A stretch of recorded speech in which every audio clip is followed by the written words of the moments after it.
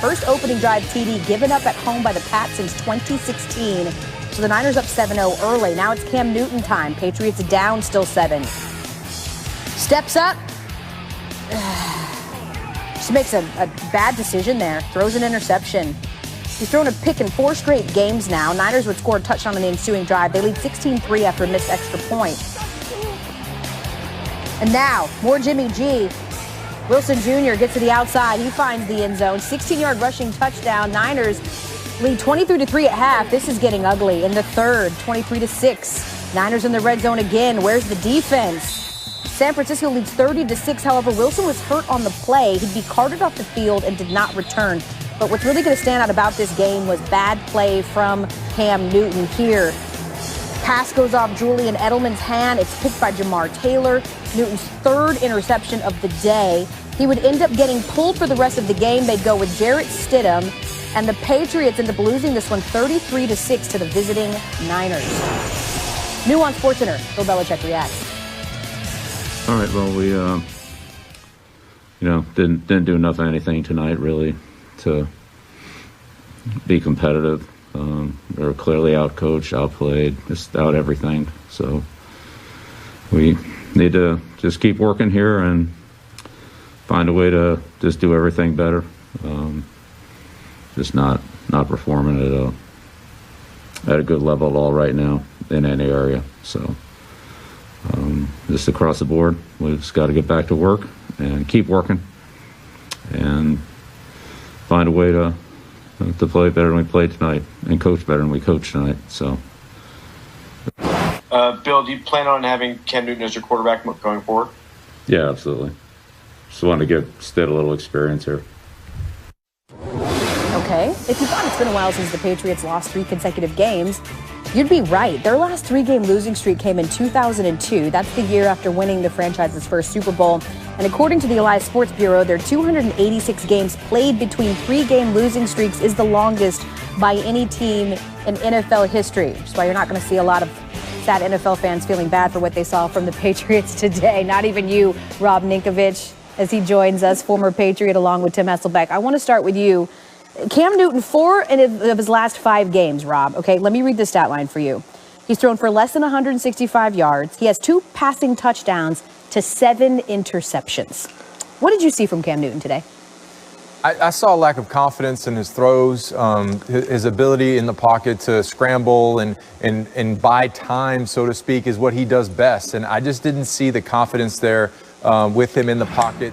And you look at some of these turnovers, just kind of forcing things, maybe not trusting his receiving core on where he's throwing the football. I don't know what he was doing with this here. So, at the end of the day, games are won and lost with turnovers. And when you turn the ball over as many times as the Patriots have in the last 3 games, you can't win. And that is losing football. So if they're going to try and correct things here and right the ship, they have to limit these plays here. And when you see these plays, the ball being volleyballed up in the air, it's pretty easy for the defense to come up with these interceptions. The ball's right there. There's really not any contesting there. So I think for them to get back on the winning track of things, they have to take care of the football. That's vital. Tim, we just heard Bill Belichick say that Cam Newton is still his quarterback. He just wanted to get Stidham some reps. Do you think that it's too soon to say that the Cam Newton experiment has failed? I do think it's too soon, but Al, I was kind of shocked to hear that sound. That is maybe the most direct we have ever heard Bill Belichick address a position when asked, about if a guy's going to be the starter going forward. I mean, it doesn't matter the player. It usually is like, hey, we're going to evaluate everything and put our best players on the field, and that to me was maybe, a bit of an admission that, look, he maybe has a quarterback kind of issue on his hands, but being out in front of it and saying, look, he's our quarterback going forward, absolutely. Will hopefully keep that at bay while you try to figure out if he is the guy. The numbers you read are really bad, and you can have a young player put up numbers like that. When you sign an older, injured, a previously injured player, and you're trying to kind of get the most out of him late in his career, You're not looking for that type of production. Rob is right. He doesn't look right in the passing game, and if he continues to turn the football over, there's no sense keeping him as your starting quarterback. It's funny, too, because sort of coming into the game, it was really Jimmy Garoppolo, right, that was fighting for his life. He had been benched before. He has a really solid effort. And meanwhile, we see Cam Newton get benched. I think we're contractually obligated that if we pop after week 8, so he should be eligible week 9 against the Saints. But we heard Bruce Arians more directly call it an insurance move. Tim, how would you describe the acquisition of Antonio Brown and his fit on this Bucs receiving corps?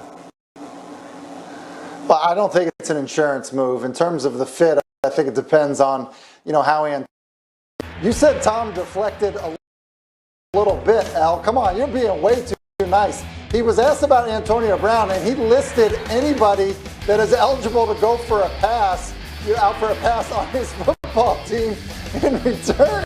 I think it's an interesting thing. It appears that Tom Brady basically campaigned, lobbied, whatever it would be, for the Bucs to sign Antonio Brown because of a past relationship, because of a past working relationship, whatever it may be. To think about how that affects the guys on your football team, especially the good wide receivers on your football team. All we've talked about is how good Chris Godwin is, how good Mike Evans can be, with Brady. How about those tight ends? And oh, by the way, Scotty Miller and that chemistry building like we saw today with Tom Brady.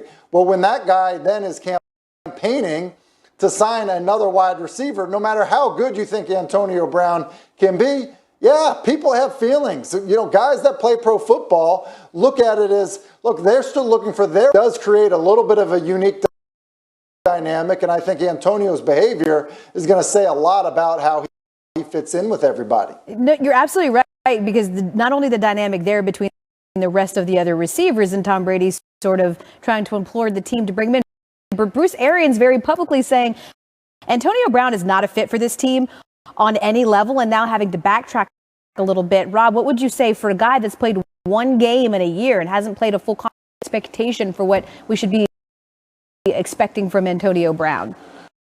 Well, I think we've all seen the highlights of Tom and AB playing in one game together, and the back shoulder and a couple receptions that he had in that game.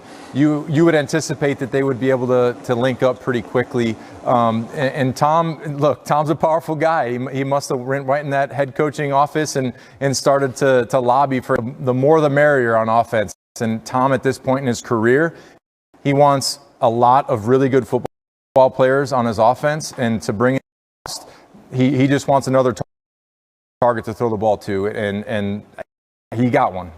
And in all fairness, they did also mention the fact that those fantastic receivers that Tim mentioned have all been hampered by injury as well this year. Let's go from a team